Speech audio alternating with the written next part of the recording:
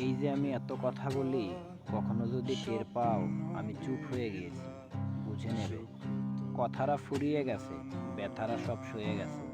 আমিও হারিয়ে গিয়েছি হারানোর দলে। আমার পাহাড় সমান আফসোস হয় সেই মানুষটির জন্য, যার সাথে কারণে অকারণে এত কথা বলতাম। নগরীর ব্যস্ততা ভুলে সময় দিতাম ঘন্টার পর ঘন্টা। ভুল করলে সঙ্গ দিতাম, মন খারাপে সান্ত্বনা দিতাম তাকে।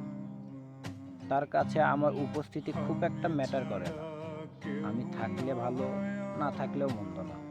তাই নিজেকে ধীরে ধীরে গুটিয়ে নিলাম। জোর করে আর থাকলাম না সেখানে, যেখানে আমার থাকা না থাকা দুটোই সমান। ভেবো না অভিযোগ করছি, শুধু আফসোস হচ্ছে নিজেকে এতটা সস্তা বানিয়ে ফেলেছি। ফাঁসির মঞ্চে দাঁড়ানো কালো কাপড়ের মুখোশ পরা মৃত্যুমুখী মানুষটি আর কখনো পৃথিবী দেখতে পায় না। তেমনি করে তোমাকেও আমার আর দেখা হয়নি। কাছাকাছি থেকেও এতটা দূরত্ব বেড়ে গেছে, যেন আমি তোমার কাছে অপরিচিত কেউ।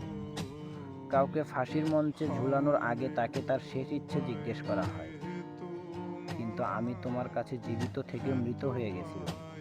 শেষ ইচ্ছে তুমি আর জানতে চাওনি, কারণ তুমিও জানতে শেষ ইচ্ছে জিজ্ঞেস করলে আমি তোমাকে চাইব।